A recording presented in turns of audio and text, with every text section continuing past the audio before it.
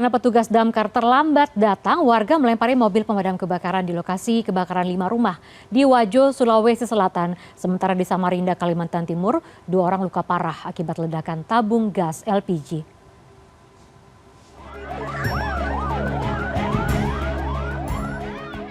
Warga yang kesal lantaran petugas damkar terlambat datang melemparkan sejumlah barang ke mobil pemadam kebakaran yang baru tiba.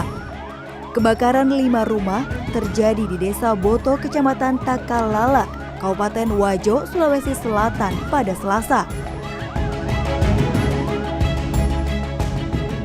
Sebelum petugas damkar tiba, warga berupaya memadamkan api, namun api cepat membesar dan merambat, membakar 5 rumah yang sebagian besar terbuat dari kayu. Proses pemadaman berlangsung 4 jam, tidak ada korban jiwa dalam musibah ini. Sementara petugas damkar yang ditemui di lokasi menuturkan mereka terlambat datang ke lokasi karena jarak jauh antara markas armada pemadam kebakaran hingga ke lokasi sekitar 25 km.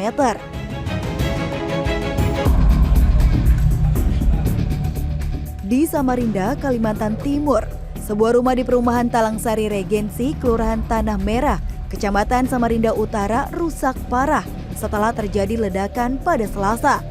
Kerasnya ledakan membuat pintu besi rumah terlempar dan kaca rumah pecah.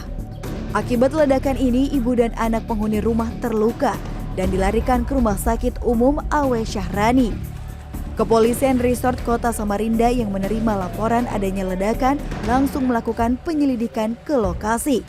Polisi belum memberikan keterangan penyebab pasti ledakan, namun polisi membawa 1 tabung gas 12 kg dari dalam rumah. Sementara dari keterangan warga yang ditemui di lokasi, saat kejadian warga mendengar ledakan, lalu menemukan rumah korban terbakar di bagian dapur. Warga langsung memadamkan api dan mengevakuasi kedua korban yang menderita luka bakar. Tim Liputan, CNN Indonesia. Jenazah seorang warga di Kabupaten Mamasa, Sulawesi Barat terpaksa dipikul warga sejauh 15 km karena jalan rusak parah. Informasinya kami rangkum dengan kasus gigitan anjing rabies di Kabupaten Timur Tengah Selatan bertambah menjadi 56 kasus dalam kilas peristiwa. Kasus gigitan anjing rabies di Kabupaten Timur Tengah Selatan hingga Rabu siang bertambah menjadi 56 kasus. Sebanyak 104 dosis vaksin dan serum bantuan Dinas Kesehatan Pemerintah Provinsi dipersiapkan untuk pengulangan vaksin bagi 18 pasien yang telah mendapatkan vaksin pertama. Para pasien harus mendapatkan 3 kali vaksin dengan 2 dosis setiap suntikan. Akibatnya puluhan pasien bakal tidak mendapatkan pertolongan penguatan imunitas.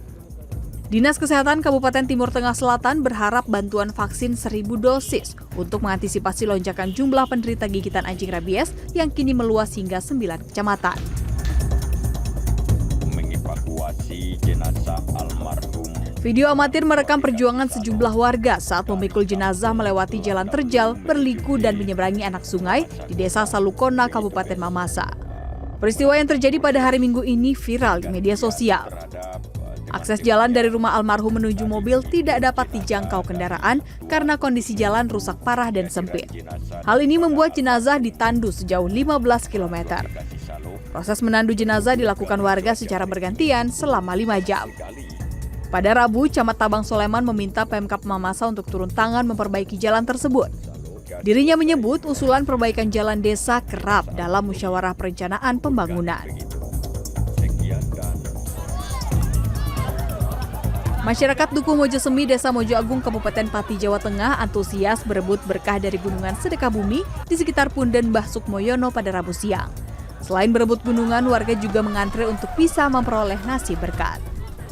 Kepala Desa Mojo Agung mengungkapkan tradisi sedekah bumi dan pembagian berkat ini dilakukan untuk menghormati para leluhur dan sebagai wujud syukur warga. Desa Mojo Agung dalam sejarahnya dipercaya sebagai desa tertua di Kabupaten Pati. Tim Liputan CNN Indonesia.